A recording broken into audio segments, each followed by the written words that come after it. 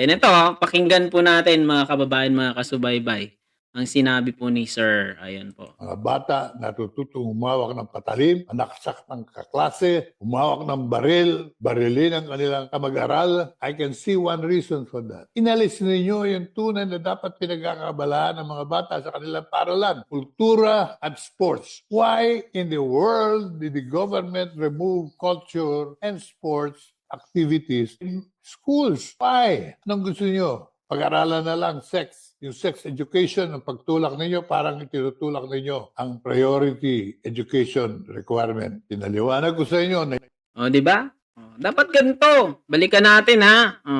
Umpisa natin. Balikan po natin.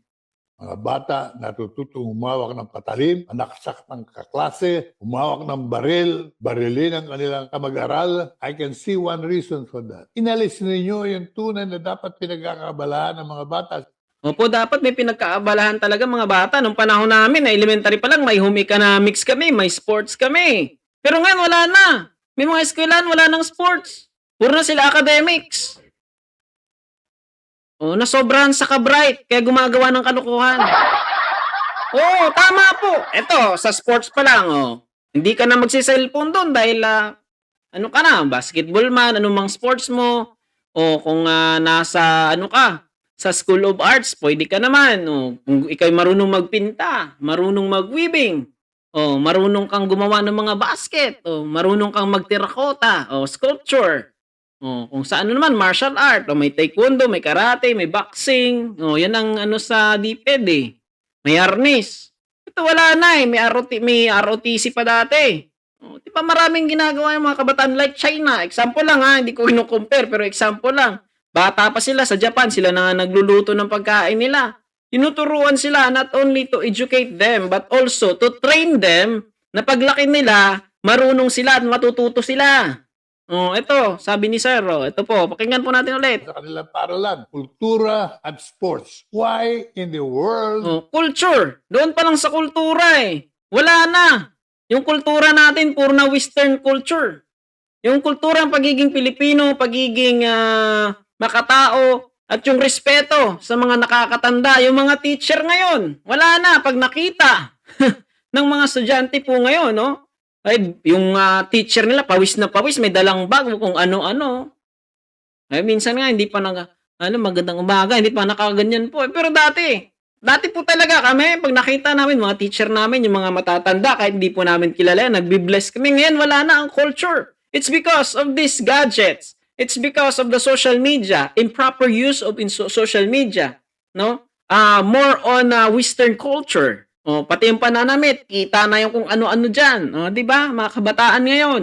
Ang mga games ngayon, barilan. Ang mga palabas ngayon, okay na. May mga pornographic na, mga seductive songs. Anak ng buhay, nawala na yung kultura. Yung values, wala na. Tulad sa Japan, yung values nandun pa rin.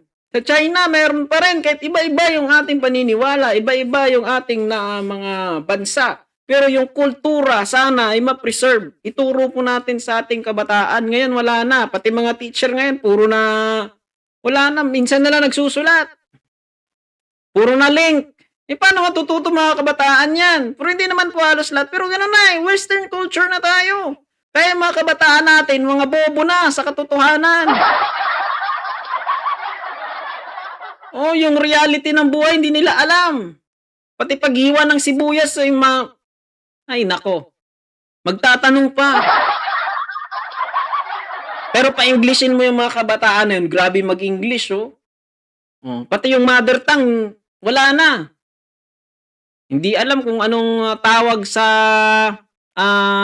lamesa. Kasi lamesa Espanyol. Hapagkainan, hindi alam. Table na. Marunong sila mag-English. Ang galing nila sa mga electronics. Mahumawak sila ng laptop, desktop, kung ano, tablet, magagaling. Pag tinuruan mo, pagawan mo ng trabaho, utusan mo, parang tanga eh. Ganyan na, it's because wala na ang kultura, hindi na preserve. Dahil ang kultura ng mga western countries, yun na ang ina-adapt. K-pop, kung ano pa, Anak ng buhay naman talaga eh, no? Lollipop. Did the government remove culture and sports activities in schools? Why? Anong gusto nyo? Pag-aralan na lang sex. Yung sex education, ang pagtulak ninyo, parang itinutulak ninyo ang priority education requirement. Pinaliwanag ko sa inyo na yung sex education bill na ginawa nilang batas ay walang kinalaman sa tamang edukasyon. Kasi ang edukasyon, mga kababayan, mga kasubaybay, mga kasponsor. Maraming salamat po sa palipad. Pakulay po sa Ricardo. Maraming salamat po. Oh, ito pa. Ang edukasyon kasi, yan ang paraan para alam ng ating mga kabataan, mga siblings natin, pamangkin natin, na kung ano ang gagawin nila sa future. Meron silang diploma. Pero yung kultura at ang paggawa o pagtrabaho, o tuturuan natin sila paano magtrabaho, magsaing kung ano-ano, mga basic house ano lang, chore, house chore. Oo, mga basic lang ay guide din 'yan para hindi sila mapariwara. Pagdating nila ng sa tamang edad, "Uy, marunong na ako magluto. Marunong na ako ng ganito. Hindi ako marunong gumawa ng kalokohan." Yung parang gano'n. That's the culture of our country. Magiging magalang, magiging masinop, mapagmahal, makadiyos, makatao. Eh, puro tayo ano na eh, wala na. Kahit ang sports nga, paunti-unti na nilang tinatanggal sa paaralan. Kaya yung natututo na, yung sports ng mga bata ngayon, mobile games na. In reality, wala na, bobo na. Oo. Sarap kunin yung cellphone tapos ilaga, ipainom sa kanila. Kaya ganyan, oh. Tapos ito pa, oh. Ito pa, yung too much at improper use of internet at gadgets, no? Social media, mga kasubaybay, mga kababayan. Yun ang nakakaapekto sa utak ng ating mga kabataan. Una, neuropsychology.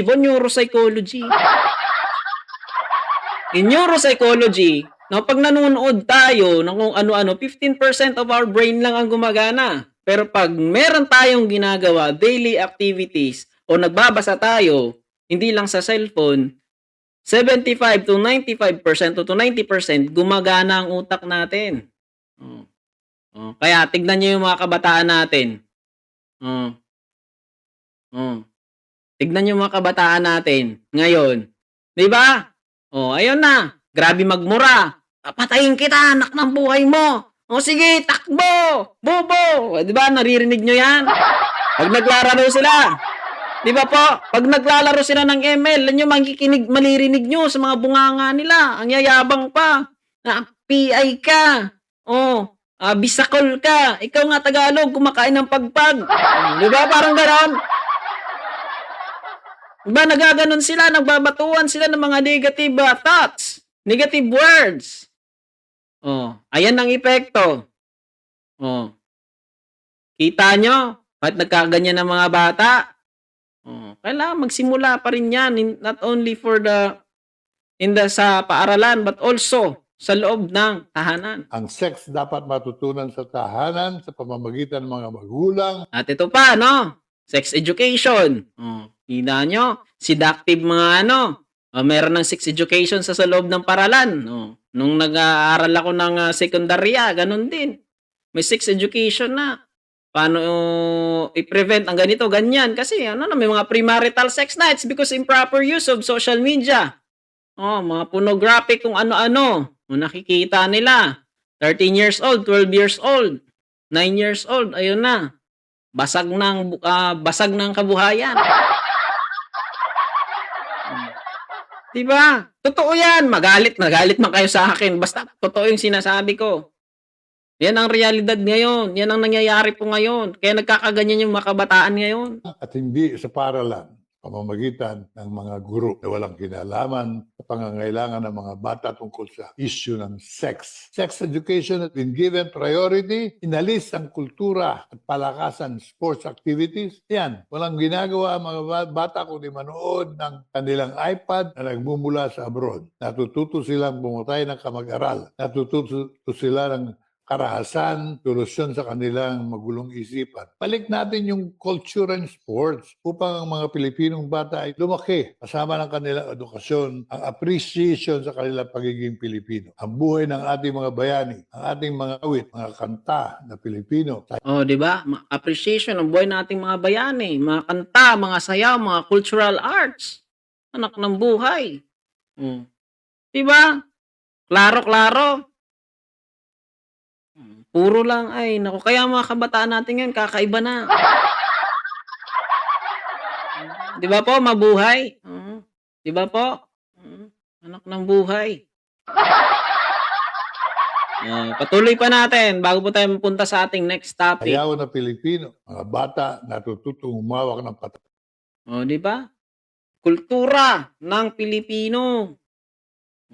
Yung mother tongue hindi na alam ng ng ating mga kabataan ngayon.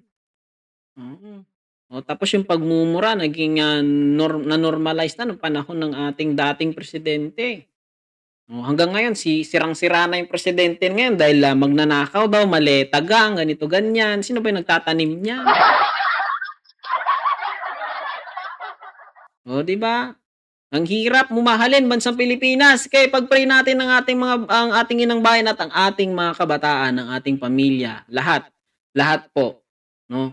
It is not only for ourselves but also for all of us.